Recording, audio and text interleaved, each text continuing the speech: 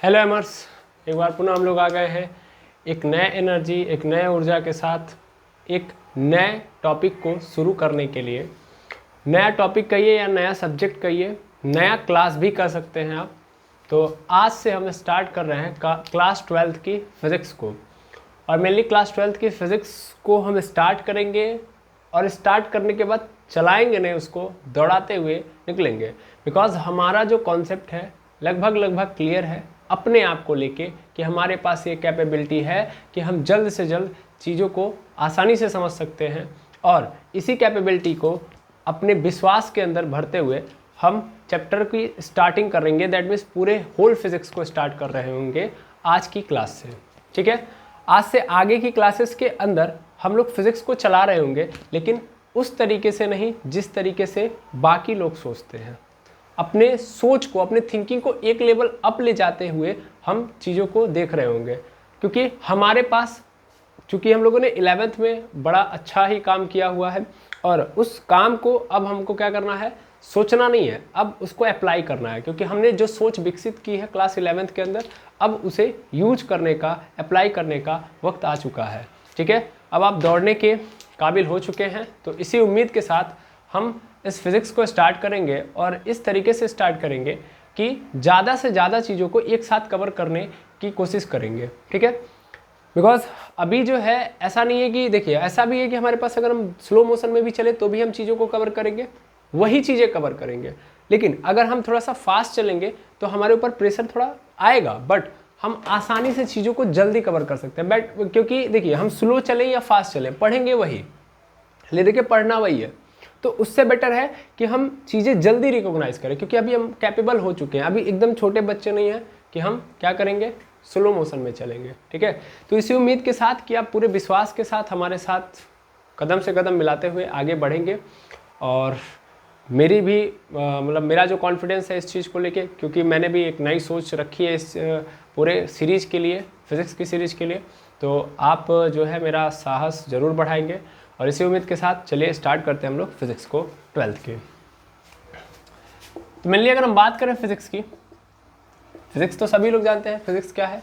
हमारे आसपास जो भी बहुत घटनाएं हो रही हैं, जो भी इवेंट हो रहा है, उनको एनालिसिस करने का काम कौन कर रहा है, फिज़िक्स कर रहा है।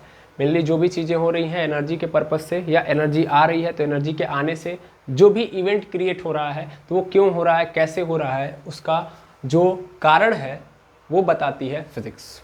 ठीक है, मेरी 12th की फिज़िक्स को अगर आप डिवाइड करोगे तो 12th की पूरी फिज़िक्स दो पार्ट में डिवाइडेड है।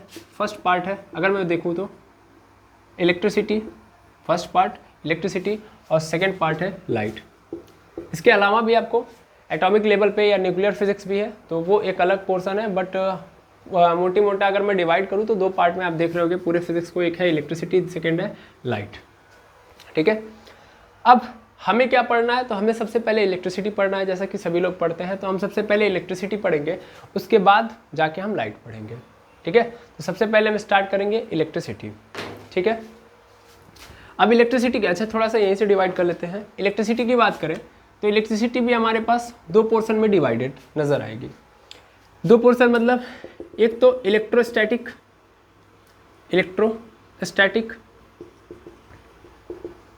और सेकेंड हमारे पास करंट इलेक्ट्रिसिटी। बस दो ही पार्ट सर? नहीं, करंट इलेक्ट्रिसिटी जब आएगी तो यहाँ से नए नए और चीज़ें बनते जाएंगी, जैसे इलेक्ट्रोमैग्नेटिज्म आ जाएगा यहीं से, फिर उसके बाद फिर हम इलेक्ट्रोमैग्नेटिक वेव्स देख रहे होंगे। तो ये करंट इलेक्ट्रिसिटी से आप आगे बढ़ते जाओगे। ठीक है, मेनली अगर मैं होल इलेक्ट्रिसिटी को डिवाइड करूं तो यहाँ पे हम लोग बात करेंगे कि दो पार्ट नजर आएंगे, एक तो इलेक्ट्रोस्टैटिक, एक करंट इलेक्ट्रिसिटी। अब क्यों दो पार्ट, तो मेनली यार इलेक्ट्रिसिटी जो वर्ड आया हुआ है वो कहाँ से आया हुआ है, वो आया है ग्रीक वर्ड इलेक्ट्रॉन से, इलेक्ट्रॉन से। ठीक है, मेनली कहाँ से आया है इलेक्ट्रिसिटी, कहाँ से आया है, इलेक्ट्रॉन से। इलेक्ट्रॉन क्या है, it is a Greek word. सबसे पहली बार आप सब लोगों को पता है कि बहुत बड़े साइंटिस्ट अपने इरा के 600 BC में, आप जानते होंगे थेल्स ऑफ माइलेटस जिनका नाम था, सीधा सीधा बोल दीजिए सर, थेल्स। तो थेल्स साहब थे। थेल्स साहब ने क्या किया था, एम्बर की छड़ से क्या किया था, ऊन को के ऊपर रगड़ा था, तो देखा था कि एम्बर की छड़ क्या कर रही है, छोटे छोटे पार्टिकल को अपने अंदर चिपका रही है, दैट मीन्स अपनी ओर अट्रैक्ट कर रही है हल्की हल्की चीज़ों को। तो वहाँ से इलेक्ट्रिसिटी ईजाद होती है, दैट मीन्स वहाँ से स्टार्ट होती है इलेक्ट्रिसिटी। और इलेक्ट्रिसिटी का जो मेन रूट वर्ड आप देख पा रहे हो इलेक्ट्रॉन है। यहाँ पे देखिएगा इलेक्ट्रॉन में टी ही हटा दिया मैंने, यहाँ पे टी है, ठीक है। तो थेल्स साहब ने स्टार्ट किया है इस पूरे फिनोमेना को, जहाँ पे मैंने बताया अभी जस्ट कि एम्बर की छड़ ली थी, एम्बर की छड़ को देखा उन्होंने कि अगर उसको हम क्या कर रहे हैं, ऊन के सरफेस पे रगड़ रहे हैं, और रगड़ने के बाद अगर हम उसको किसी हल्की सरफेस के पास या हल्के हल्के पार्टिकल के पास लेके जाऊँ तो वो क्या कर रहा है, अट्रैक्ट कर रहा है, ठीक है। और यहीं से इलेक्ट्रिसिटी शुरू होती है कि आखिर कैसे ये हो रहा है, फिर चीज़ों को और डेवलप करते करते करते करते करते यहाँ तक आज का जो आप देख पा रहे हो नए ज़माने में, जो आप लाइट देख पा रहे हो, जो आप पंखा देख पा रहे हो, ये सब थेल्स साहब की इस सोच से स्टार्ट हुई थी, ठीक है। तो मेनली इलेक्ट्रॉन से इलेक्ट्रिसिटी बनी है, और इलेक्ट्रॉन मतलब आप सभी लोग जानते हैं इलेक्ट्रॉन, आज की डेट में आप सबको पता है कि इलेक्ट्रॉन मतलब इलेक्ट्रॉन हो चुका है। Electron is the fundamental particle of atom या elementary particle of the atom. Atom के अंदर 3 पार्टिकल होते हैं, वो सब बातें अभी हम देखेंगे। तो मेनली एक्चुअल में इलेक्ट्रिसिटी इलेक्ट्रॉन से आ रही है, ठीक है। इसीलिए हम लोगों ने इलेक्ट्रॉन के पोजीशन के बिहाफ पे, पोजीशन दैट मीन्स कि इलेक्ट्रॉन किस स्टेट में है, इलेक्ट्रॉन किस स्टेट में है, उस स्टेट के बिहाफ पे हम लोगों ने इलेक्ट्रिसिटी को 2 पोर्शन में डिवाइड किया हुआ है। पहला हमारे पास है इलेक्ट्रोस्टैटिक, और इसका मतलब है कि इलेक्ट्रॉन यहाँ पे किस में होगा, रेस्ट में होगा। इलेक्ट्रॉन किस में होगा, रेस्ट में होगा। और करंट इलेक्ट्रिसिटी मतलब इलेक्ट्रॉन यहाँ पे क्या होगा, मोशन में होगा, है ना। हर ऑब्जेक्ट की 2 स्टेट होगी, या तो वो रेस्ट में होगा या तो मोशन में होगा। तो इलेक्ट्रिसिटी आया है इलेक्ट्रॉन से, तो इलेक्ट्रॉन के स्टेट के बिहाफ पे हम लोगों ने इसको 2 पोर्शन में डिवाइड किया है। एक है इलेक्ट्रॉन जब रेस्ट में होगा तो इसको इलेक्ट्रोस्टैटिक बोलेंगे, और दूसरा इलेक्ट्रॉन जब मोशन में होगा तो इसको करंट इलेक्ट्रिसिटी बोलेंगे। इलेक्ट्रोस्टैटिक मतलब स्थिर स्थिर वैद्युतिकी, या इसको एक और नाम देते हैं, इसको हम लोग एक और नाम देते हैं, और क्या नाम देते हैं, फ्रिक्शनल इलेक्ट्रिसिटी। फ्रिक्शनल इलेक्ट्रिसिटी, ठीक है, फ्रिक्शनल इलेक्ट्रिसिटी, ठीक है। करंट इलेक्ट्रिसिटी मतलब विद्युत धारा। तो मेनली अगर देखा जाए इलेक्ट्रिसिटी पढ़ना है तो इसको मतलब पूरा इलेक्ट्रिसिटी पढ़ना है तो आपको दोनों पढ़ना होगा। एक तो जब इलेक्ट्रॉन क्या हो, रेस्ट में हो, और दूसरा इलेक्ट्रॉन जब मोशन कर रहा हो तब। तो सबसे पहले हम क्या करेंगे, रेस्ट वाले में देखेंगे कि इलेक्ट्रॉन अगर रेस्ट में है तो क्या क्या प्रॉपर्टीज़ वो डिफाइन कर पा रहा है, ठीक है, मतलब क्या क्या प्रॉपर्टीज़ उसके पास है, क्या क्या गुण है। तो उसके बाद करेंगे हम लोग इलेक्ट्रोस्टैटिक में। जब हम पहले रेस्ट वाले पोर्शन को कवर कर लेंगे फिर हम पहुंचेंगे मोशन वाले पोर्शन पे, ठीक है। तो सबसे पहले हमको क्या पढ़ना है, इलेक्ट्रोस्टैटिक पढ़ना है। इलेक्ट्रोस्टैटिक बहुत ज़्यादा बड़ा नहीं है, इलेक्ट्रोस्टैटिक बहुत छोटा है ना, मात्र 2 चैप्टर इसके अंदर आते हैं। तो 2 चैप्टर हम इलेक्ट्रोस्टैटिक के अंदर पढ़ेंगे, बाद में स्टार्ट हो जाएगी करंट इलेक्ट्रिसिटी, और करंट इलेक्ट्रिसिटी जब स्टार्ट होगी तो नए नए फिनोमेना आते जाएंगे, तो नए नए चैप्टर बनते जाएंगे। इसलिए मैं बाकी के चैप्टर को यहाँ पे डिराइव नहीं कर रहा हूँ। अब मैं चाहता तो यहाँ पे सिलेबस लिखना, लेकिन सिलेबस का कोई मतलब नहीं है, धीरे धीरे चीज़ें अपने आप आ जाएंगी, ठीक है। तो हमें क्या पढ़ना है, इलेक्ट्रोस्टैटिक। क्या होगा इसमें, इलेक्ट्रॉन रेस्ट में होगा, और इलेक्ट्रॉन रेस्ट में होगा तो क्या क्या प्रॉपर्टीज़ आएंगी उनके बारे में बात करेंगे। ओके, तो चलिए स्टार्ट करते हैं हम लोग अपने चैप्टर को, जिसका नाम है इलेक्ट्रोस्टैटिक।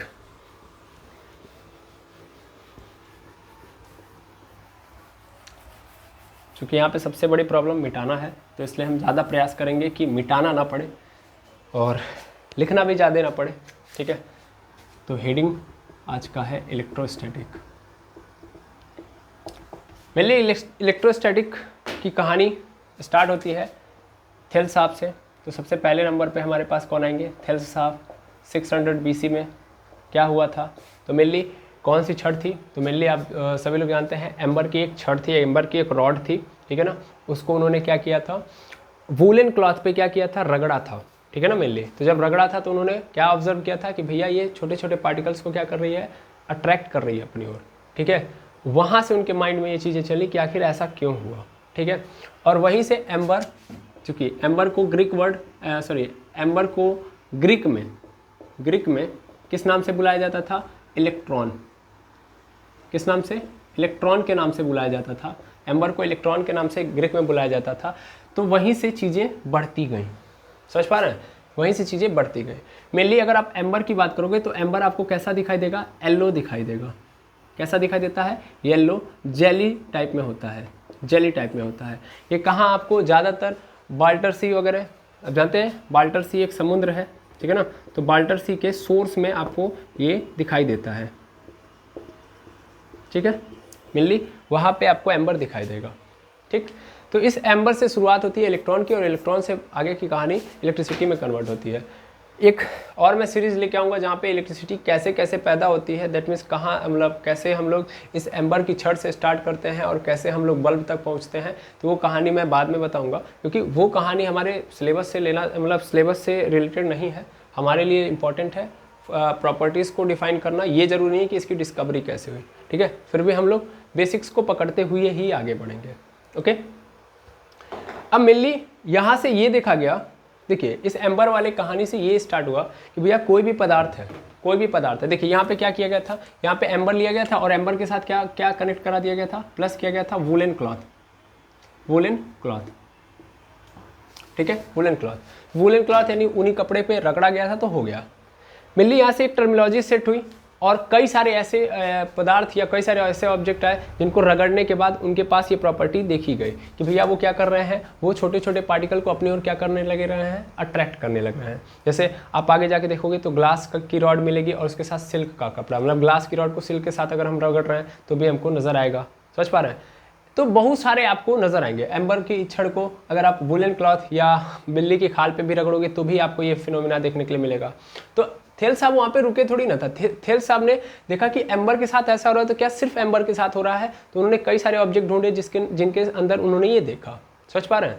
यानी धीरे धीरे एक बात आप ध्यान से देखो तो ये चीज़ें हो रही हैं कि ऑब्जेक्ट को रगड़ा जा रहा है। मेनली आप भी जानते हो, आपने भी छोटे क्लासेस के अंदर ये किया हुआ कि जब आप किसी मतलब जैसे ये मार्कर, ये अगर मैं इसको रगड़ूँ, को बच्चे से रगड़ लूँ और फिर मैं छोटे छोटे क्या बोलते हैं कागज़ के पार्टिकल रखूँ और फिर उसके पास लेके जाऊँ तो क्या करने लगेगा, वो चिपकाने लगेगा।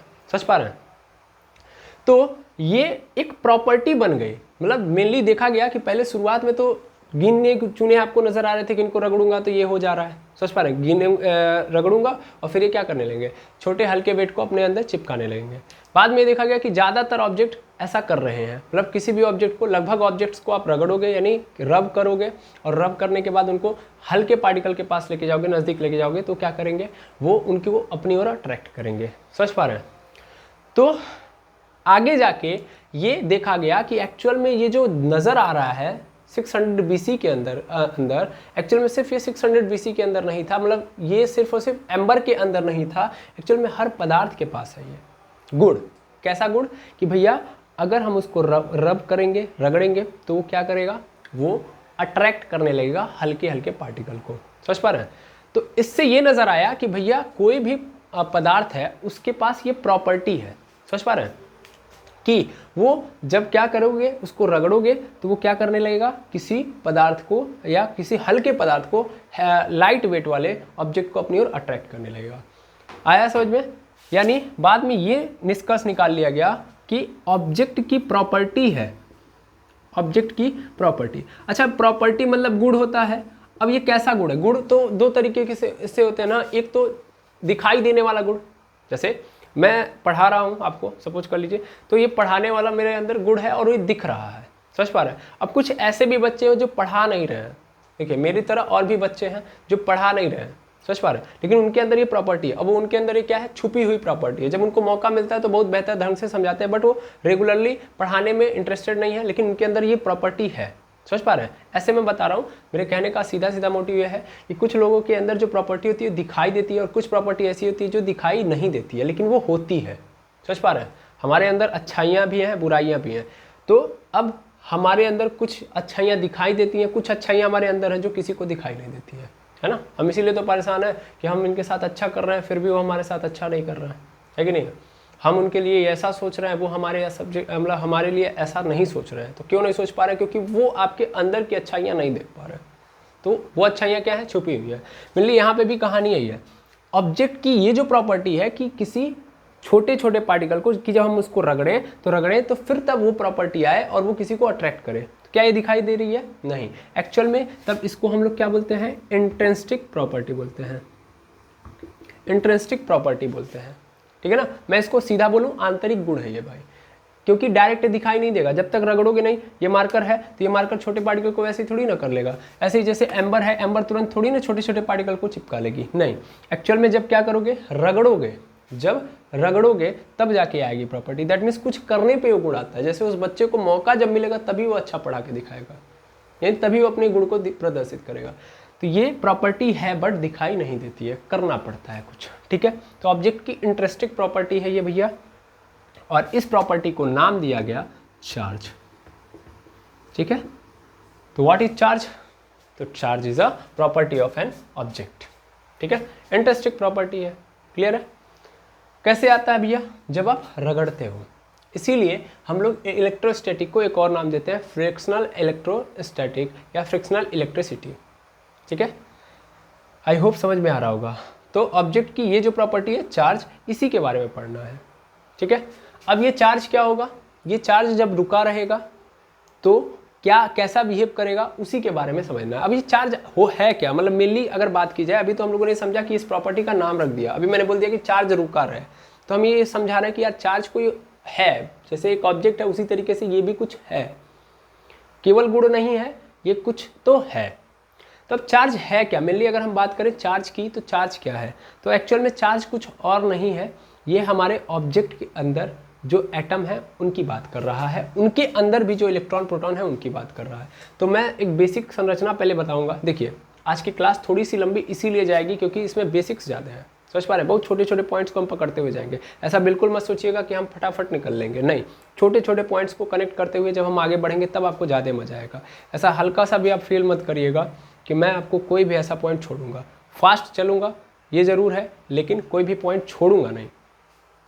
तो मेनली समझिएगा कि मेरे पास क्या है, एक ऑब्जेक्ट है, और ये ऑब्जेक्ट सभी लोगों को पता है कि हर एक ऑब्जेक्ट छोटे छोटे पार्टिकल से मिलकर बना है, जिसको हम क्या नाम देते हैं? एटम नाम देते हैं, ठीक है। तो ये एक क्या है? एटम। अगर मैं इस एक एटम को निकाल के लाऊं, इस एक एटम को निकाल के लाऊं, तो बीच में क्या मुझे मिलेगा? न्यूक्लियस मिलेगा। और न्यूक्लियस के अंदर क्या होता है भैया? दो कण होते हैं, एक तो प्रोटॉन, दूसरा न्यूट्रॉन, और इसके बाहर हमको नज़र आता है देखने के लिए क्या? इलेक्ट्रॉन। तो मेनली हमको यहाँ पे इलेक्ट्रॉन ऐसे नज़र आते हैं। तो ये बातें आप जानते हैं कि भैया एटम के अंदर तीन प्रकार के कण पाए जाते हैं, एक होता है इलेक्ट्रॉन, दूसरा होता है प्रोटॉन, और तीसरा होता है न्यूट्रॉन, ठीक है। तो इलेक्ट्रॉन पे माइनस चार्ज होता है, ये भी आप लोग जानते होंगे। इलेक्ट्रॉन पे कैसा चार्ज? माइनस, प्रोटॉन पे प्लस चार्ज, और न्यूट्रॉन पे कैसा चार्ज? जीरो, ठीक है। मेनली प्रोटॉन और न्यूट्रॉन कहाँ रहते हैं? न्यूक्लियस के अंदर, और इलेक्ट्रॉन कहाँ रहता है? बाहर रहता है। अब ये इलेक्ट्रॉन चक्कर लगा रहा होता है, ठीक है ना, इनके चारों ओर। ऐसा एजम्पशन होता है कि एटम के अंदर इस तरीके से आपको देखने के लिए मिलेगा, ठीक है। अब अगर आप इस चीज़ को पकड़िएगा तो देखिए होता क्या है, ये प्रॉपर्टी आती कैसे? सबसे पहले समझिए चार्ज कहाँ से आता है। प्रॉपर्टी ये जो है अट्रैक्ट करने की, इंटरेस्टिंग प्रॉपर्टी क्या करने की? अट्रैक्ट करने की। वो कहाँ से आती है? तो मेनली होता क्या कि जब आप रब करते हो यहाँ पे, सपोज कर लो आपने इस सरफेस पे रब किया, तो सरफेस के पास जो एटम होंगे उन एटम के ऊपर जब आप रब कर रहे हो तो मेनली क्या कर रहे हो? आप उनको एनर्जी दे रही हो। क्या दे रहे हो? एनर्जी दे रहे हो। तो एनर्जी देने से होता क्या है कि ये जो इलेक्ट्रॉन है जिस ऑर्बिट में है, इस ऑर्बिट को छोड़ के क्या हो जाएंगे? फरार हो जाएंगे। कहाँ फरार हो जाएंगे? हायर एनर्जी की ओर। जब आप इनको एनर्जी दोगे तो इनको लालच आ जाएगा, क्योंकि ये लालची होते हैं इलेक्ट्रॉन, जिधर ज़्यादा एनर्जी होती है उधर ट्रांसफर हो जाते हैं। तो जब आप रब करोगे तो सबसे ज़्यादा एनर्जी इस ऑब्जेक्ट पे होगी। जैसे मैं अपने हाथ से इस पर रगड़ रहा हूँ, तो ध्यान से देखोगे तो मेरा हाथ इस पोर्शन पे गर्म हो रहा है कि नहीं हो रहा है, और ये मार्कर भी गर्म हो रहा है। तो सपोज कर लो कि मैं इससे रगड़ रहा हूँ इस पे, तो क्या होगा? मेरे हाथ के अंदर जो इलेक्ट्रॉन है वो कहाँ पे चले आएंगे? इस मार्कर के पास, क्योंकि इसके कंपेरिजन में यहाँ पे क्या हो जाएगा? ज़्यादा एनर्जी इनको मिलेगी, तो ट्रांसफ़र हो जाएंगे। तो मेनली आप सभी लोगों को पता है, अगर थोड़ा सा मैं और समझा दूँ क्या, कि इलेक्ट्रॉन है, थोड़ा सा मैं ब्रेक कर रहा हूँ अभी, इलेक्ट्रॉन है, जितना इलेक्ट्रॉन होता है उतना ही प्रोटॉन होता है, ठीक है ना। जितने इलेक्ट्रॉन उतने प्रोटॉन। नहीं समझे सर? मेनली देखो एटम है, एटम एक स्मॉलेस्ट पार्टिकल है, उसके अंदर भी तीन पार्टिकल हैं। अब कौन कौन है? प्रोटॉन, न्यूट्रॉन और इलेक्ट्रॉन। इसमें से जो इलेक्ट्रॉन और प्रोटॉन होते हैं जिनके ऊपर चार्ज होता है, ये बराबर होते हैं। बस फर्क इतना होता है कि प्रोटॉन अंदर रहता है और इलेक्ट्रॉन कहाँ रहता है? बाहर। बाकी number of electron is equal to number of proton. यानी जितने इलेक्ट्रॉन उतने प्रोटॉन होते हैं। अब थोड़ा समझना, number of electron, number of proton अगर दोनों बराबर हैं, ठीक है ना। देखिए कहानी तो बाद में समझानी चाहिए, लेकिन मुझे पूरा विश्वास है कि ये सब बातें आपको पता है, इसलिए मैं इसको पॉज करके ये सब समझा रहा हूँ, ठीक है। तो नंबर ऑफ इलेक्ट्रॉन पे कितना चार्ज होता है? Minus charge. अभी थोड़ा सा पॉज कर दीजिए कि चार्ज क्या होता है, समझ पा रहे हैं ना। हम थोड़ा सा एक्स्ट्रा लेवल पे पढ़ रहे हैं। तो इसके ऊपर कैसा चार्ज? Minus charge. और इसके ऊपर कैसा चार्ज? Positive charge. तो जितना निगेटिव चार्ज उतना पॉजिटिव चार्ज, तो पूरा एटम क्या होता है? न्यूट्रल होता है। एटम क्या होता है? न्यूट्रल होता है, कोई चार्ज नहीं, समझ पा रहे हो। जितना निगेटिव चार्ज उतना पॉजिटिव चार्ज, तो टोटल चार्ज अगर एक एटम पे देखा जाए तो क्या होता है, कोई नहीं होता, जीरो होता है। जीरो क्यों होता है, क्योंकि जितना पॉजिटिव उतना निगेटिव, तो टोटल निकालोगे तो क्या करना पड़ेगा, प्लस करना पड़ेगा। सपोज कर लो ये एक पदार्थ है, सॉरी एक एटम है, इस एटम के अंदर 10 प्रोटॉन है और 10 इलेक्ट्रॉन है, तो होंगे ही होंगे, 10 प्रोटॉन है तो 10 इलेक्ट्रॉन होंगे ही होंगे। 10 प्रोटॉन मतलब +10 और 10 इलेक्ट्रॉन मतलब -10। अगर टोटल को ऐड करूँ, टोटल चार्जेस को ऐड करूँ तो क्या बन जाएगा मेरा, 0 बन जाएगा, यानी टोटल चार्ज क्या हो गया, 0। लेकिन जब हम रगड़ रहे हैं तो रगड़ने से इलेक्ट्रॉन तो क्या हो जाएगा, फरार हो जाएगा। देखो मेनली प्रोटॉन कभी बाहर नहीं भाग सकता न्यूक्लियस से, रीजन क्योंकि उसको न्यूट्रॉन बहुत भयंकर फोर्स है, न्यूक्लियर फोर्स जिसको बोलते हैं, बांध के रखा हुआ है। तो अगर थोड़ा सा भी प्रोटॉन हिलता है तो पूरा एटम ही डिस्ट्रॉय हो जाएगा, दैट मीन्स पूरा का पूरा सब्सटेंस ही खत्म हो जाएगा। तो ये इलेक्ट्रॉन ही केवल भाग सकता है, क्योंकि इलेक्ट्रॉन और प्रोटॉन के बीच में इलेक्ट्रोस्टैटिक फोर्स होता है, जो आगे आप पढ़ोगे। तो ये इसको छोड़ के भाग जाएगा, फरार हो जाएगा। फरार हो जाने से क्या होगा कि पहले कितना था, पहले 10 प्रोटॉन था, पहले 10 प्रोटॉन था, पहले की कहानी देख लो, पहले कितना प्रोटॉन था, 10 प्रोटॉन था और 10 इलेक्ट्रॉन था। लेकिन जब आपने क्या किया, रगड़ा, यानी उसको रब किया, तो क्या हो गया, अब जो है 10 प्रोटॉन अभी भी है, लेकिन इलेक्ट्रॉन कितने हो गए, 9 इलेक्ट्रॉन हो गए। अच्छा पहले टोटल चार्ज देखोगे तो पहले टोटल चार्ज की बात कर लो, यहाँ पे 10 इलेक्ट्रॉन, यहाँ पे +9 इलेक्ट्रॉन। तो पहले अगर देखा जाए टोटल चार्ज कितना था, 0 था। लेकिन अभी देखो प्लस वाला कितना है, प्लस वाला कितना है, प्लस वाला 10 है और माइनस वाला कितना है, यहाँ पे ऐसे कर लो, माइनस यहाँ पे प्लस। तो यहाँ पे प्लस वाला 10 है और माइनस वाला 9 है, तो इसका मतलब घट गया, कितना आ गया, +1 चार्ज आ गया कि नहीं आ गया, यानी प्लस हो गया। दैट मीन्स एक इलेक्ट्रॉन निकल गया ना, तो ये इलेक्ट्रॉन निकला, दैट मीन्स +1 चार्ज आ गया। यही है चार्ज। चार्ज क्या है, कुछ नहीं है, चार्ज है जो इलेक्ट्रॉन निकला है। Charge is nothing but it is a property, और इस प्रॉपर्टी को हम कैसे डिफाइन करेंगे कि कितना इलेक्ट्रॉन गया और कितना इलेक्ट्रॉन आया, समझ पा रहे हो। और इस इलेक्ट्रॉन के जाने और आने से पदार्थ के पास एक गुण आ जाता है कि भैया वो क्या करने लगता है, अट्रैक्ट करने लगता है, खींचने लगता है। क्यों खींचने लगता है, क्योंकि अगर उसके पास चार्ज आ गया है तो वो दूसरे बॉडी के अंदर के इलेक्ट्रॉन और प्रोटॉन को खींचने लगेगा, समझ पा रहे हो, बिल्कुल। तो charge is a property, clear है। और चार्ज को डिफाइन कैसे करोगे, इलेक्ट्रॉन से, बिकॉज प्रोटॉन से नहीं करोगे। देखो प्रोटॉन पे भी चार्ज है, I am not saying that कि प्रोटॉन से नहीं डिफाइन करोगे, लेकिन चार्ज मतलब जहां पे बात आएगी तो फील किसका आएगा, इलेक्ट्रॉन, क्योंकि चार्ज आता ही किसी ऑब्जेक्ट के ऊपर कैसे है, जब इलेक्ट्रॉन ट्रांसफर होता है। मेनली जब ये यहाँ से निकला तो ये किसके ऊपर चलाएगा, ये ट्रांसफर होके, मान लो मैं रगड़ रहा था ना अपने हाथ से इस मार्कर को, तो हाथ से निकल के किसके ऊपर आ गया, इसके ऊपर। तो इसके ऊपर भी तो स्थिति बदल गई होगी। अगर सपोज कर लो इसके ऊपर पहले 20 प्रोटॉन थे और 20 इलेक्ट्रॉन थे, तो अब तो हाथ से निकल के 1 इलेक्ट्रॉन और आ गया ना, तो 21 इलेक्ट्रॉन हो गए। तो 20 इलेक्ट्रॉन और 20 प्रोटॉन और 21 इलेक्ट्रॉन, टोटल कितने हो गए, -1 चार्ज आ गया कि नहीं आ गया, यानी इसके ऊपर -1 चार्ज आ गया, इसके ऊपर कैसा चार्ज, हाथ पे +1 चार्ज आ गया।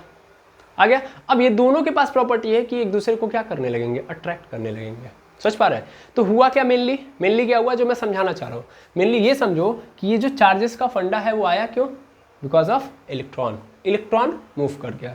तो याद रखिएगा हमेशा कि भैया चार्ज के मूव करने का कारण जो है वो क्या है, इलेक्ट्रॉन, ठीक है ना। यानी चार्ज या ऑब्जेक्ट की जो प्रॉपर्टी है वो प्रॉपर्टी आ क्यों रही है, ड्यू टू इलेक्ट्रॉन, ठीक है, ड्यू टू इलेक्ट्रॉन, इस बात को याद रखिएगा।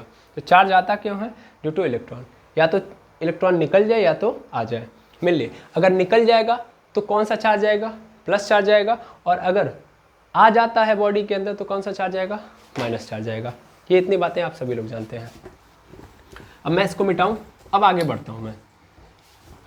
अगर हम थोड़ी सी हिस्ट्री को और पीछे लेके जाएं तो मेनली ये जो चार्जेस वाली बात थी, यानी सबको पता चल चुका था कि भैया ऑब्जेक्ट के पास छुपी हुई प्रॉपर्टी है जिसको हम बोलते हैं चार्ज। लेकिन उस चार्ज को शुरुआती दौर में नाम नहीं दिया गया था। जैसे आज के डेट में हम बोलते हैं एक पॉजिटिव चार्ज है, एक निगेटिव चार्ज, दिखाने के लिए हम बोलते हैं ना पॉजिटिव चार्ज है और निगेटिव चार्ज। तो पहले पॉजिटिव चार्ज और निगेटिव चार्ज नहीं बोला जाता था। आज से लगभग 100 साल पहले, 100 ईयर एगो अगर जाओगे तुम, 100 ईयर एगो अगर तुम जाओगे तो तुमको एक नाम मिलेगा।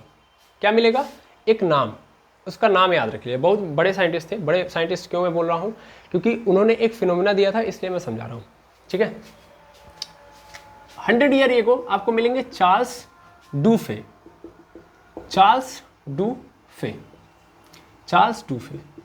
ये चार्ल्स डूफे ने ये सभी बातों को ऑब्जर्व किया, बोला हाँ ठीक है प्रॉपर्टी है तो है, लेकिन ये प्रॉपर्टी ना एक्चुअल में ना अलग अलग है। मतलब ये प्रॉपर्टी तो है कि अट्रैक्ट करेगा, लेकिन एक्चुअल में ना ये 2 तरीके से हो रहा है। दो तरीके से, मतलब ये एक ही टाइप का नहीं है, मतलब सिर्फ और सिर्फ अट्रैक्ट नहीं करेगा। यहाँ से इन्होंने देखा कि एक्चुअल में इस प्रॉपर्टी के थ्रू रिपेल भी किया जाएगा, यानी रिपल्सन भी आता है, रिपल्सन करने की भी प्रॉपर्टी है। अट्रैक्ट तो करेगा लेकिन उसके साथ साथ रिपल्सन भी करेगा। समझ पा रहे हैं? तो चार्ल्स डुफे ने क्या बोला कि एक्चुअल में इस प्रॉपर्टी के आने से ऑब्जेक्ट रिपेल भी करेगा और अट्रैक्ट भी करेगा। अब मेनली उन्होंने क्या देखा कि अट्रैक्ट करने के लिए, मतलब अट्रैक्ट वाली कहानी कहाँ से आती है, पहले अट्रैक्ट वाली कहानी देखो। तो मेनली अट्रैक्ट करने वाली कहानी में उन्होंने देखा कि जब हम ग्लास रॉड ले रहे हैं, ग्लास रॉड, और उसको हम किसके साथ रब कर रहे हैं, तो मेनली हम सिल्क के साथ रब कर रहे हैं। देखो रब करना है, रगड़ना है, हमेशा याद रखेंगे, रब रब्ड किया जाएगा ग्लास रॉड को सिल्क पे, सिल्क के साथ। तो ये देखा गया कि ये ग्लास रॉड क्या करने लग रहा है, अट्रैक्ट करने लग रहा है, मेनली ये किसी दूसरे ऑब्जेक्ट को अट्रैक्ट कर रहा है। तो यानी ये अट्रैक्ट करने की प्रॉपर्टी आ गई। तो इन्होंने इस ग्लास रॉड के ऊपर जो प्रॉपर्टी आई या अट्रैक्ट करने की जो प्रॉपर्टी बनी, उस कंडीशन में उस चार्ज को, दैट मीन्स ये बोला गया कि ग्लास रॉड पे ये अट्रैक्ट करने वाली प्रॉपर्टी आ गई। तो इस दौरान जो ग्लास रॉड के ऊपर प्रॉपर्टी आई है, दैट मीन्स चार्ज जो आया है, उस चार्ज को नाम दिया उन्होंने विट्रस चार्ज। विट्रस चार्ज समझ में आया? Vitreous charge. चार्ल्स डुफे ने ऑब्जर्व ये किया कि एक्चुअल में ये चार्ज जो होता है वो रिपेल भी कर रहा होता है और क्या कर रहा है, अट्रैक्ट भी कर रहा है। ग्लास रॉड जब सिल्क के साथ रगड़ा जाता है तो ग्लास रॉड अट्रैक्ट करने लगता है चीज़ों को, दैट मीन्स इसके ऊपर क्या आ चुका है, विट्रस चार्ज आ चुका है। सॉरी, ग्लास रॉड के ऊपर अट्रैक्ट करने की प्रॉपर्टी आई, और अट्रैक्ट करने की प्रॉपर्टी या रिपेल करने की प्रॉपर्टी को हम चार्ज कहते हैं। तो जब अट्रैक्ट कर रहा होगा तो उस दौरान उस चार्ज को हम लोग विट्रस चार्ज बोलेंगे। मेनली क्या बोलेंगे, विट्रस चार्ज। ऐसे रिपेल करने के लिए भी उन्होंने दिमाग लगाया, मतलब क्योंकि ये प्रॉपर्टी के थ्रू रिपेल भी आएगा तो रिपल्सन कब हो रहा है। तो मेनली रिपल्सन के लिए उन्होंने बताया कि जब हम एक एम्बर की रॉड को किसके साथ रगड़ रहे हैं, वुल के साथ, ठीक है ना, यानी यहाँ पे हमको रब करना है किसके साथ, एम्बर की रॉड को वुल के साथ, वूम के साथ। तो हमने देखा कि क्या हो रहा है, रिपल्सन हो रहा है, यानी ये इस एम्बर के ऊपर जो चार्ज आ रहा है वो कैसा चार्ज आ रहा है, रिपल्सन का चार्ज आ रहा है, ये रिपेल कर रहा है। समझ पा रहे हैं? तो उस कंडीशन में इस चार्ज को नाम दिया गया रेजिनस चार्ज। ध्यान देंगे, रेजिनस चार्ज एक्चुअल में बोला जाता है, रेजिनस चार्ज। ठीक है, रेजिनस चार्ज उन्होंने नाम दिया। क्लियर है? इतना याद रखेंगे। ठीक, अच्छा यहाँ पे आई नहीं रहेगा, सॉरी, रेजिनस चार्ज है। यानी अट्रैक्ट करने वाले चार्ज को उन्होंने विट्रस चार्ज बोला और रिपेल करने वाले चार्ज को उन्होंने रेजिनस चार्ज बोला। अब आपके मन में चल रहा होगा सर विट्रस चार्ज क्यों बोला, है कि नहीं है, और इसको रेजिनस चार्ज क्यों बोला। तो ये सब खेल उनके लैंग्वेज का था। मेनली ग्लास रॉड को एक्चुअल में लैटिन भाषा में क्या बोला जाता था, विट्रम बोला जाता था। तो ग्लास रॉड को विट्रम बोला जाता था लैटिन भाषा में, इसलिए ग्लास रॉड पे आने वाले चार्ज को उन्होंने विट्रस चार्ज नाम दे दिया। और इसी तरीके से एम्बर जो होता है एक रेजिन होता है। रेजिन मतलब एक स्पेशल पदार्थ होता है, जैसे अभी जस्ट मैंने बताया एम्बर जो होता है वो बाल्टर सी के अंदर पाया जाता है, ठीक है ना, और जेली टाइप में होता है। जेली मतलब आप जैसे गोद समझ सकते हो ना, तो गम लाइक, मैं इसको लिख देता हूँ, गम लाइक स्ट्रक्चर होता है। अब गम लाइक मतलब गम जो होता है, जो आप गोद देखते हो पेड़ों के अंदर से गोद निकलता है, वो रेजिन होता है। तो एक्चुअल में एम्बर क्या है, it is a resin, it is a resin. इसलिए हम लोगों ने जो नाम दिया है इसके ऊपर आने वाले चार्ज को, वो रेजिनस चार्ज कहा। क्लियर है? आई होप समझ में आ गया होगा इतना सा। ठीक है, तो अब हमारा जो चार्ज है वो दो पार्ट में डिवाइडेड हो चुका है, एक तो विट्रस चार्ज और दूसरा रेजिनस चार्ज। अब आपके मन में चल रहा होगा अब इसके आगे क्या आएगा। तो देखिए, हम लोग तो जानते हैं पॉजिटिव और निगेटिव, लेकिन यहाँ पे विट्रस और रेजिनस है, तो इसका कारण क्या बनता है, इसका कारण है आगे की ओर जब जाओगे तो बेंजामिन फ्रैंकलिन। एक्चुअल में बेंजामिन फ्रैंकलिन इस विट्रस और रेजिनस को डिस्प्लेस कर देते हैं, या मैं बोलूँ कि यहाँ से हटा देते हैं, और इसके जगह पे पॉजिटिव और निगेटिव लेके आते हैं। कौन? Benjamin Franklin. नाम याद ही होगा आप लोगों को, है ना, मैं इतने में ही कनेक्ट करता हूँ। तो यहाँ पे आते हैं बेंजामिन फ्रैंकलिन, बड़ा नाम है ये, इलेक्ट्रिसिटी के अंदर इन्होंने बड़ा काम किया है ना।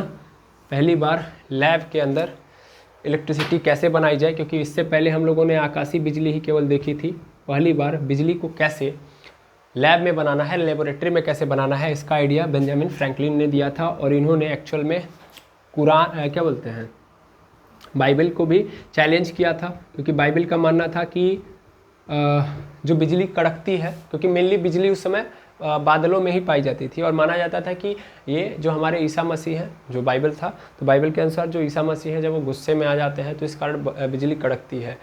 तो इन्होंने दिखाया कि नहीं, एक्चुअल में ईसा मसीह के कारण नहीं हो रहा है, एक्चुअल में वो फेनोमिना हो रहा है इलेक्ट्रॉन वगैरह का। वो आपको आगे समझ में आएगा कि ऐसा क्यों होता है। अभी आप उसको समझने लगेंगे तो फिर दिक्कत होगी। मतलब वो एक नेचुरल फिनोमिना है, लेकिन उसको हम लेबोरेटरी के अंदर भी कर सकते हैं। दैट मीन्स वो जो फिनोमिना वहाँ पे हो रहा है, बिजली कड़क रहा है, प्रकाश उत्पन्न हो रहा है, तो उसको हम लेबोरेटरी के अंदर भी कर सकते हैं। और उन्होंने पहली बार पतंग उड़ाया था, और पतंग उड़ा के उस करंट को पास कराया था धरती पे, और उसके बाद उन्होंने लैब के अंदर भी इलेक्ट्रिसिटी को लाया था। तो बेंजामिन फ्रैंकलिन का इसमें बड़ा नाम है, समझ पा रहे हैं। तो बेंजामिन फ्रैंकलिन के अनुसार जो ग्लास रॉड के ऊपर जो आया है बिट्रस चार्ज, वो बिट्रस चार्ज एक्चुअल में क्या है, पॉजिटिव चार्ज है। तो बिट्रस चार्ज को इन्होंने कन्वर्ट कर दिया किसके अंदर, पॉजिटिव चार्ज के अंदर। ठीक है ना, ये खुद आप बोलेंगे, मतलब खुद समझ लेंगे आप, बेंजामिन फ्रैंकलिन ने दिया है। ऐसे ही रेजिनस चार्ज को इन्होंने किस में कन्वर्ट कर दिया, निगेटिव के अंदर। बेंजामिन फ्रैंकलिन ने बोला कि जो एम्बर के ऊपर जो चार्ज आया है वो कैसा है, निगेटिव है। ठीक है ना, आई बात समझ में। इन्होंने रेजिनस और विट्रस ये दोनों बातें रखी। अब आपके मन में चल रहा होगा कि आप कह रहे हो कि अट्रैक्ट और रिपल्सन के लिए आपने बोल दिया कि ये कहानी है। देखो मैंने जो बात बोली है ना, वो थोड़ी सी आपको अटपटी नजर आएगी। अब आप कहेंगे सर ये क्या बोल रहे हो, मतलब देखो रिपल्सन अट्रैक्ट करेगा प्लस चार्ज, और कह रहा है कि मतलब रिपेल करेगा निगेटिव चार्ज, ऐसा नहीं है। देखो प्रॉपर्टी दो है अट्रैक्ट और रिपेल करने की, मैंने यहाँ पे लिखा भी वही है, लेकिन थोड़ी सी कहानी को कनेक्ट करने में आपको कन्फ्यूजन क्रिएट होगा, इसलिए मैं इसको हटा रहा हूँ। ठीक है ना, क्योंकि ज़्यादा आप दिमाग दौड़ाओगे तो फिर प्रॉब्लम क्रिएट होगी। मेनली चार्ल्स डुफे ने ये बोला कि हमको दो तरीके की प्रॉपर्टी नज़र आ रही है। ठीक है ना, हम अट्रैक्ट रिपेल को हटाते हैं, कहानी को यहाँ से बढ़ाते हैं, ज़्यादा बेटर रहेगा। मुझे भी नहीं समझ में आ रहा कि मैं अगर उसको कनेक्ट कराऊंगा तो फिर आप ज़्यादा ही उलझ जाएंगे, तो फिर फ़ायदा क्या है। ठीक है, कुछ और सोचा था मैंने, लेकिन छोड़िए, जान दीजिए।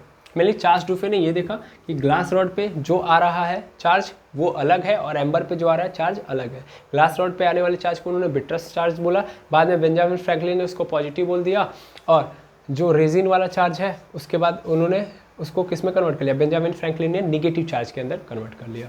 ठीक है, और जो पुरानी अवधारणाएं थी, पुरानी अवधारणाएं, क्योंकि बहुत सारे ऑब्जेक्ट रखे गए थे, तो मैं सबसे पहले उन ऑब्जेक्ट को यहाँ पे बना के दे देता हूँ आपको, और ये समझाता हूँ कि पुराने ज़माने में जो ऑब्जेक्ट थे जिनको हम बिट्रस चार्ज और रेजिनस चार्ज के नाम से जानते थे, जिनके ऊपर मैं मानता था कि पॉजिटिव आ रहा है और इसमें मानता था कि निगेटिव आ रहा है, तो उस पूरी कहानी में कैसे वो कन्वर्ट हो रहा है उसको दे देता हूँ मैं। ठीक है, सबसे पहले आप इसको नोट करेंगे, फिर आगे हम लोग देखेंगे।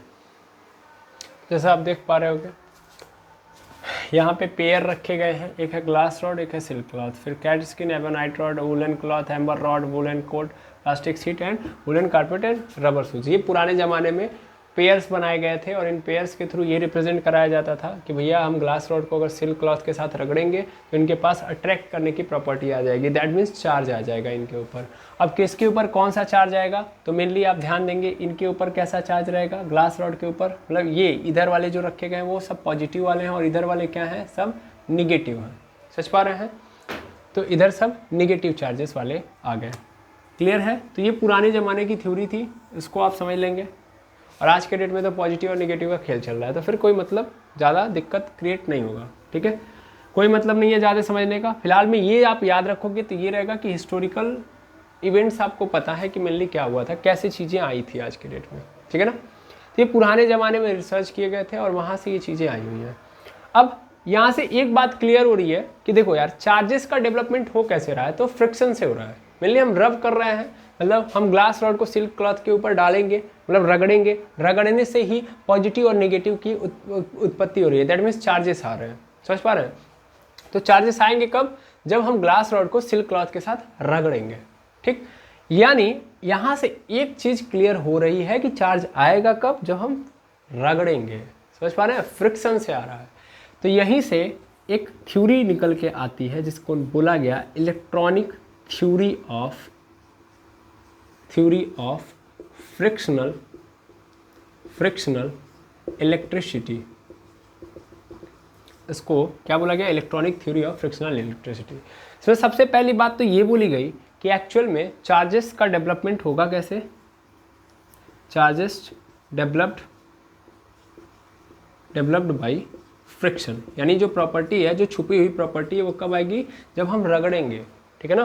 तो फ्रिक्शंस के कारण आ रहा है। फ्रिक्शन समझ पा रहे हो ना, रगड़ने से। यहाँ पे फ्रिक्शन नहीं समझ में आ रहा है तो मैं यहाँ पे बोल दूंगा रबिंग, ठीक है, ड्यू टू रबिंग। पहली बात। दूसरी बात जो आप समझोगे वो ये कि देखो, इस थ्योरी ने एक बात और बताई कि देखो, जब आप रगड़ोगे तो एक तो सीधा सीधा नजर आ रहा है कि चार्जेस आ रहे हैं, लेकिन ये चार्जेस डेवलप हो रहे हैं तो हो क्या रहा है कि इधर पॉजिटिव आ रहा है, इधर निगेटिव आ रहा है। पॉजिटिव और निगेटिव का मतलब क्या है? देखो, पॉजिटिव चार्ज का मतलब कि इधर से इलेक्ट्रॉन निकले हैं, दैट मीन्स इलेक्ट्रॉन का लॉस हुआ है। पॉजिटिव मतलब लॉस ऑफ इलेक्ट्रॉन, लिख सकते हो, बिल्कुल, loss of electron, loss of electron. यहां पे क्या हो रहा है? यहां पे gain of electron, gain of electron. Negative charge मतलब gain of electron, positive charge मतलब लॉस ऑफ इलेक्ट्रॉन। तो इस थ्योरी के अनुसार ये बोला गया कि सपोज कर लो ये ग्लास रॉड है, तो इस ग्लास रॉड से सपोज कर लो कि चार्ज क्या हुआ है, मतलब इलेक्ट्रॉन निकले हैं, दैट मीन्स इसके ऊपर पॉजिटिव तभी तो आएगा जब इलेक्ट्रॉन निकलेंगे, यानी इलेक्ट्रॉन का क्या हुआ है? लॉस हुआ है। तो एक बात बताओ, क्या इलेक्ट्रॉन का अपना कोई मास नहीं होता है क्या? इलेक्ट्रॉन का मास भी होता है ना। अगर मैं बात करूं मास ऑफ इलेक्ट्रॉन, तो मास ऑफ इलेक्ट्रॉन कितना होता है भाई? इलेक्ट्रॉन कितना होता है? 9.1 इंटू 10⁻31 kg होता है कि नहीं होता है? 9.1 इंटू 10⁻31 kg होता है किसका? इलेक्ट्रॉन का मास। ये बताओ, जब इलेक्ट्रॉन निकल रहा है तो इसका मतलब इस पूरे पदार्थ के मास में कमी आएगी कि नहीं आएगी? क्योंकि इलेक्ट्रॉन, देखो, हम लोग एटम के अंदर इलेक्ट्रॉन का मास नेग्लेजिबल मानते हैं, लेकिन अगर ज़्यादा मात्रा में इलेक्ट्रॉन निकल रहा है, इसका मतलब इलेक्ट्रॉन की मास में कमी आएगी कि नहीं आएगी? सॉरी, इलेक्ट्रॉन का मास कम होगा, इलेक्ट्रॉन का मास कम होगा, दैट मीन्स ओवरऑल जिसके ऊपर पॉजिटिव चार्ज आ रहा है उसके मास में क्या आएगी? कमी आएगी। तो यहाँ से जो दूसरी बात समझ में आई कि positive mass of positive charged body slightly decreases, थोड़ा सा क्या होगा? कम होगा, ठीक है। इसी तरीके से हम इस सिल्क क्लॉथ की बात करते हैं, तो सिल्क क्लॉथ के ऊपर क्या आ गया है? माइनस चार्ज आ गया है, चारों ओर से क्या आ गया है? Minus charge. तो माइनस चार्ज आने का मतलब आप समझ पा रहे हो?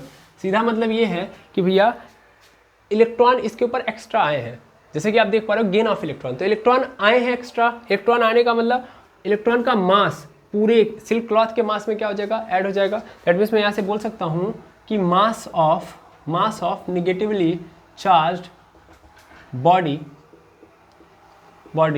Slightly increases. ठीक, इतनी बात तो मैं बोल सकता हूँ ना, बिल्कुल। तो electronic theory of frictional electricity यही थी, ठीक है ना। इसने बोला कि भैया चार्ज डेवलप होंगे फ्रिक्शन से, और जिसके ऊपर पॉजिटिव चार्ज हो रहा है उसका मास थोड़ा सा कम आएगा, और जिस ऑब्जेक्ट के ऊपर नेगेटिव चार्ज आ रहा है उसका मास थोड़ा सा क्या होगा? कम होगा। क्लियर है? कम नहीं, ज़्यादा होगा, यहाँ पे कम होगा। ये दूसरी बात थी। ये तो पहले यहाँ पे पकड़ लो इस स्लाइड की, ये दूसरी बात हो गई। अब तीसरी बात पकड़ते हैं। मान लो अगर हम चाहते हैं कि किसी भी ऑब्जेक्ट के ऊपर चार्ज लाना, दैट मीन्स हम किसी ऑब्जेक्ट को चार्ज करना चाहते हैं। समझ पा रहे हो? मैं किसी ऑब्जेक्ट को चार्ज करना चाहता हूँ, ठीक है ना, दैट मीन्स चार्ज लाना चाहता हूँ। चार्ज मतलब मेनली सपोज कर लो कि मेरा ये क्या बोलते हैं, चश्मा है, इस चश्मे के ऊपर मैं चाह रहा हूँ, मतलब चश्मे का बॉक्स है, इस चश्मे के बॉक्स के ऊपर मैं चाह रहा हूँ कि ये चार्ज आ जाए।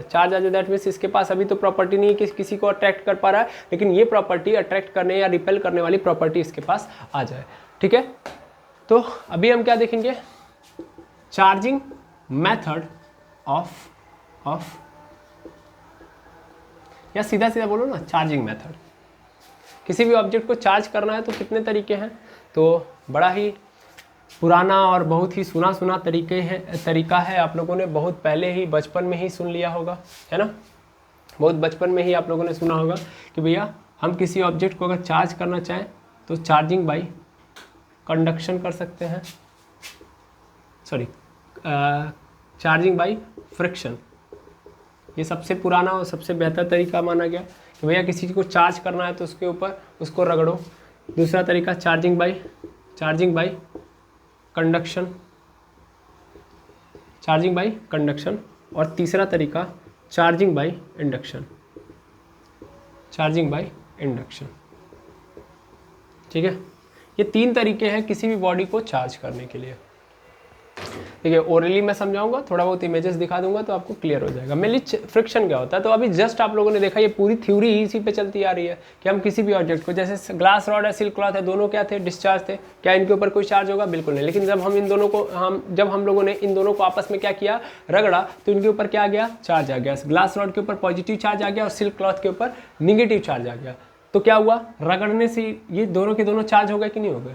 बस सिंपल। क्या हो रहा होता है जब आप रगड़ते हो, तो क्या हो रहा होता है भैया, जब रगड़ते हो तो एटम को एनर्जी मिलती है और इस एनर्जी के कारण इलेक्ट्रॉन क्या हो जाते हैं, क्या कर देते हैं, अपने ऑर्बिट को छोड़ के दूसरे वाले के पास चले जाते हैं। तो मेनली ये होता है जिसके कारण वो ऑब्जेक्ट, ये दोनों के दोनों क्या हो जाएंगे, चार्ज हो जाएंगे। देखो ये दोनों चार्ज होंगे क्योंकि इसमें से निकलेगा इसके पास जाएगा, इसमें से निकलेगा तो इसके पास जाएगा, और जब इसके पास जाएगा, फिर से समझना, इसके पास जाएगा तो ये भी चार्ज हो गया और इसमें से निकला तो भी चार्ज हो गया, क्योंकि डिसबैलेंस हुआ इलेक्ट्रॉन के नंबर्स, मतलब इलेक्ट्रॉन के नंबर डिसबैलेंस होंगे तो ऑब्जेक्ट क्या हो जाएगा, चार्ज। तो चार्जिंग बाय फ्रिक्शन आप खुद समझ सकते हो। अब चार्जिंग बाय कंडक्शन क्या होता है, मतलब ध्यान से समझना। मान लो, सपोज कर लो ये कोई ऑब्जेक्ट है, इसके ऊपर कोई चार्ज नहीं है और मैं एक रॉड लेके आ रहा हूँ, सिंपल देखना, एक रॉड लेके आ रहा हूँ और इसके ऊपर कैसा चार्ज है, पॉजिटिव चार्ज है, ठीक है ना। और मैंने लाके क्या कर दिया, इसके ऊपर टच करा दिया।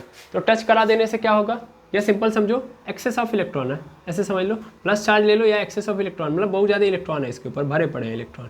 तो मैंने इसके ऊपर लाके टच करा दिया, तो ये इलेक्ट्रॉन कहाँ ट्रांसफर हो जाएंगे, इधर की ओर ट्रांसफर हो जाएंगे। जब ये इधर की ओर ट्रांसफर हो गए, कब कैसे ट्रांसफर हुए, तो ये मेरे पास चार्ज था, मैंने क्या किया, इस डिस्चार्ज बॉडी को लाके टच करा दिया।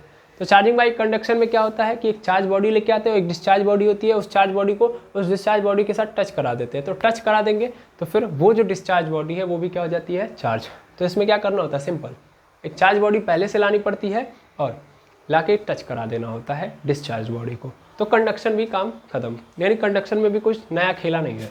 आप खुद पढ़ोगे, खुद चीज़ें आपको क्लियर हो जाएंगी। देखिए मैं जो बोल रहा हूँ वही आपका स्टेटमेंट बनना चाहिए, समझ पा रहे हैं। फ्रिक्शन मतलब आपको क्या करना है, रब करना है, इसमें टच करा देना है। अब इंडक्शन बड़ा इंपॉर्टेंट है। देखो फ्रिक्शन में हम लोग रगड़ दे रहे थे, कंडक्शन में हम लोग छुआ दे रहे थे, लेकिन इंडक्शन में ना हम रगड़ेंगे ना छुआएंगे, सिर्फ ललचाएंगे, दैट मीन्स सिर्फ दिखाएंगे। मतलब सपोज कर लो कि ये बॉडी डिस्चार्ज है, ये बॉडी चार्ज है, तो मैं इसके सामने लेके जाऊंगा, लेके तो जाऊंगा, इसको दिखाऊंगा, टच नहीं कराऊंगा।